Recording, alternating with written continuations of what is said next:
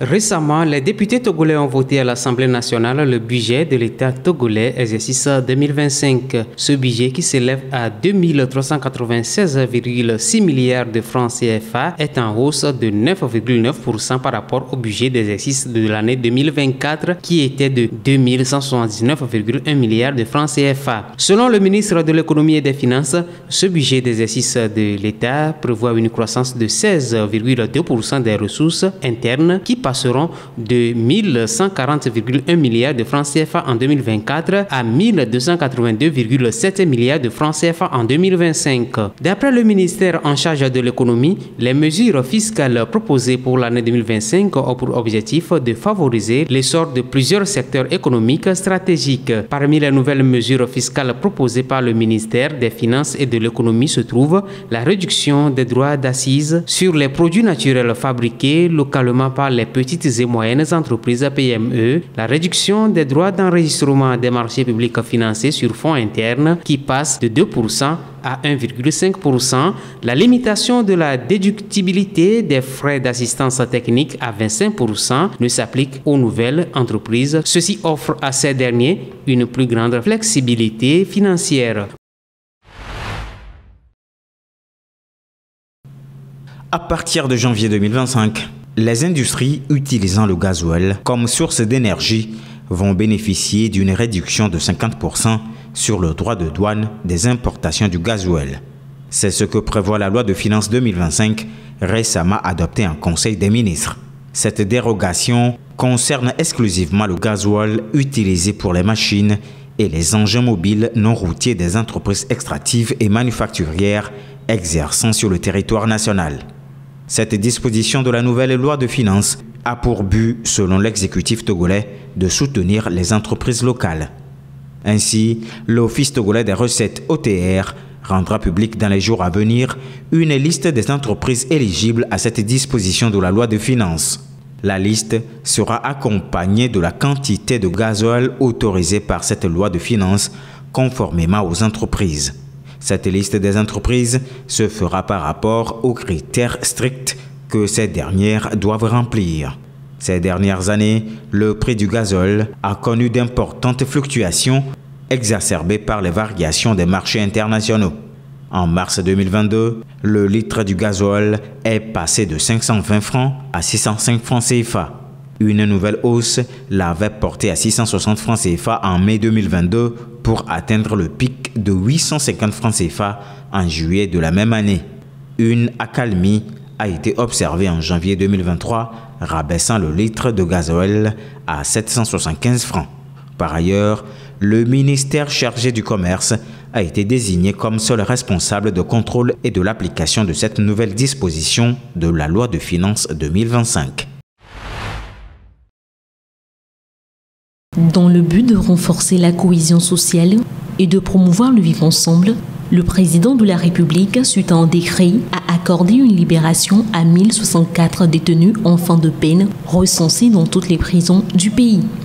Cette grâce vient donc contribuer non seulement au désengorgement des prisons qui accueillent actuellement plus de 2000 personnes détenues, soit environ 3 fois sa capacité initiale, mais aussi à l'amélioration des conditions de vie des détenus restants, tout en promouvant une gestion pénitentiaire plus efficace.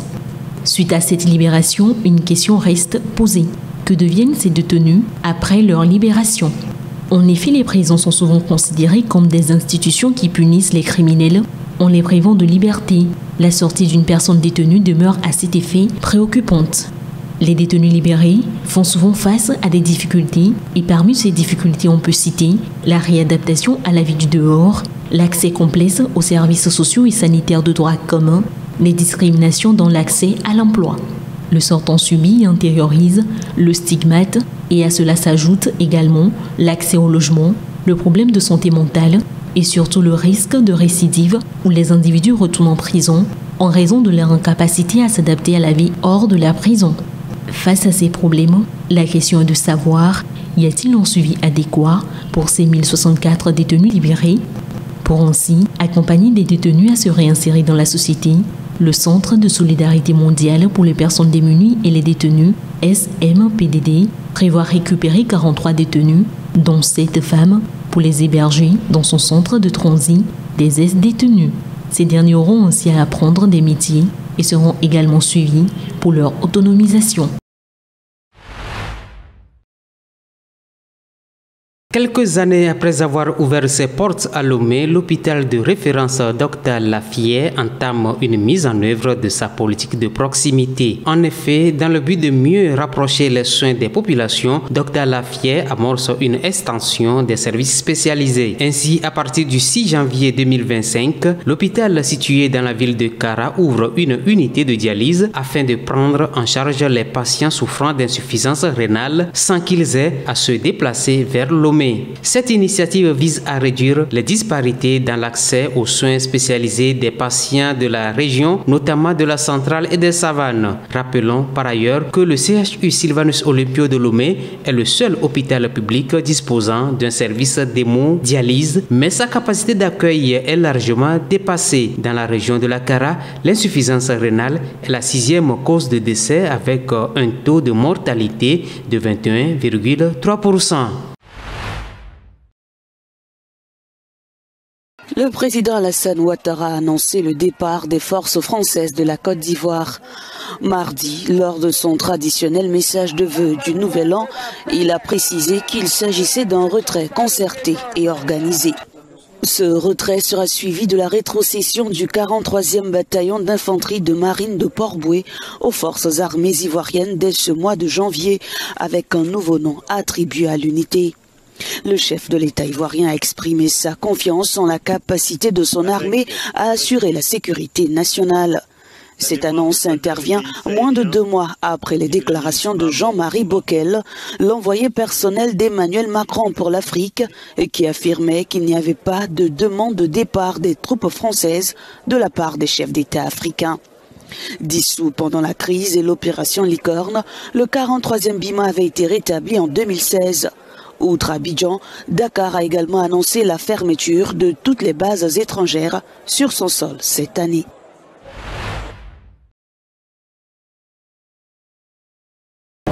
Au Cameroun, le président Paul Biya entretient le doute sur sa candidature à l'élection présidentielle de 2025. Lors de son discours de fin d'année prononcé au soir du 31 décembre 2024, le chef de l'État camerounais s'est dit attentif aux sollicitations de ses militants. À bientôt 92 ans et après 42 ans de pouvoir, Paul Biya a déclaré mardi face à la nation, je cite, « Je puis vous assurer que ma détermination à vous servir demeure intacte et se renforce au quotidien face à l'ampleur des défis auxquels nous sommes confrontés. » Fin de citation. Une déclaration qui sonne comme l'annonce d'une candidature pour un 9e mandat. L'homme avait remporté les dernières élections de 2018 avec un score de 71,78% des voix contre 14,23% pour son principal opposant Maurice Kamto qui avait crié à la fraude. L'année 2025 sera une année électorale cruciale pour parachever le retour de l'ordre constitutionnel. Cette annonce résume parfaitement le discours du président de la transition guinéenne. Lors de ses vœux à la nation mardi, Mamadi Doumbouya a promis de doter la Guinée d'une nouvelle constitution. À cette fin, un panel d'experts sera chargé de la rédaction du texte. Le président a également annoncé que dès le premier trimestre de cette année, un décret serait signé pour fixer la date du scrutin du référendum constitutionnel après l'élaboration du nouveau code électoral. Le chef de la transition a ajouté que ces processus devraient mener à la tenue des élections générales dans des délais permettant une organisation impeccable et garantissant le respect des résultats des urnes. Il a conclu son discours en annonçant la reprise des activités politiques dès cette année. En effet, plusieurs partis politiques avaient été suspendus tandis que d'autres avaient été dissous en octobre dernier.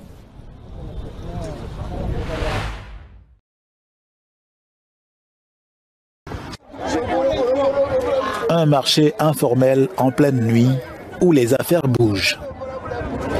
Nous sommes au Zimbabwe, dans un quartier populaire de la capitale Harare.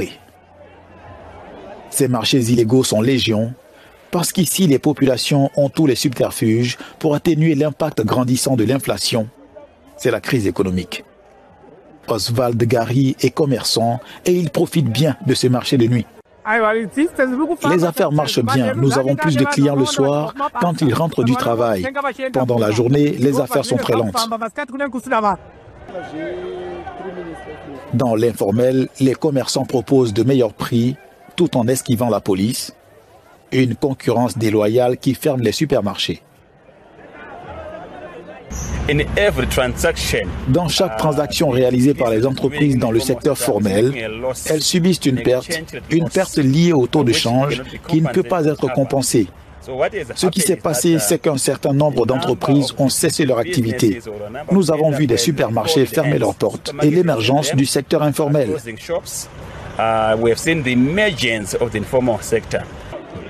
En avril dernier, le Zimbabwe a introduit les ZiG comme nouvelle monnaie adossée à l'or pour stabiliser l'économie et résoudre une crise monétaire prolongée.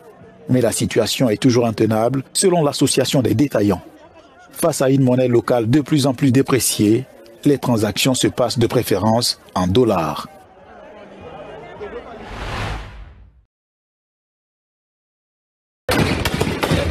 Pretoria exprime son soutien à Maputo en pleine crise post-électorale.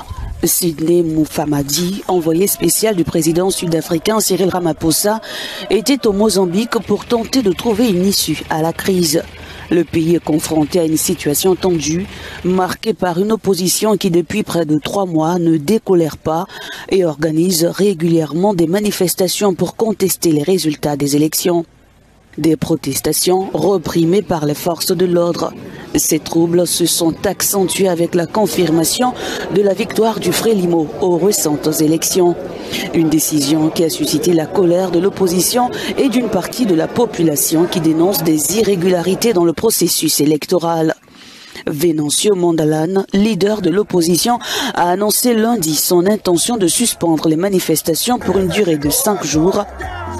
Cette décision vise à permettre l'entrée d'organisations internationales afin qu'elles mènent des enquêtes sur les violations des droits humains présumées commises par les forces de sécurité.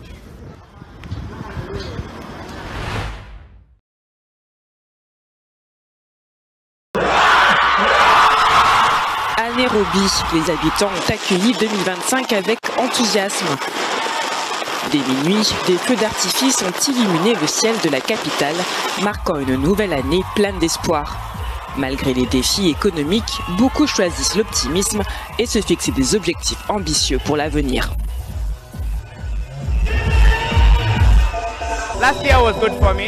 L'année dernière a été bonne pour moi, je suis reconnaissant. Bien qu'il y ait eu quelques défis ici et là, c'était une bonne année.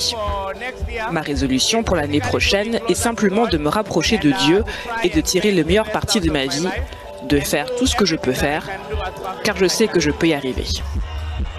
Pour d'autres, 2025 représente un nouveau départ. 2024 n'a pas été une bonne année pour moi. Je me bats contre un cancer du sein. J'ai passé l'année dernière à faire des allers-retours à l'hôpital. Une seule chose que je demande à Dieu pour 2025, c'est de me rendre ma santé et je serai heureuse. Dans d'autres villes africaines, les célébrations ont été tout aussi marquantes. À Dakar, des feux d'artifice ont illuminé la capitale sénégalaise, attirant des foules venues admirer le spectacle. À Johannesburg, la Hillbrow Tower s'est parée de lumière, offrant un moment grandiose aux habitants. Ces festivités reflètent l'attachement des communautés à célébrer le passage à une nouvelle année dans l'espoir de jours meilleurs.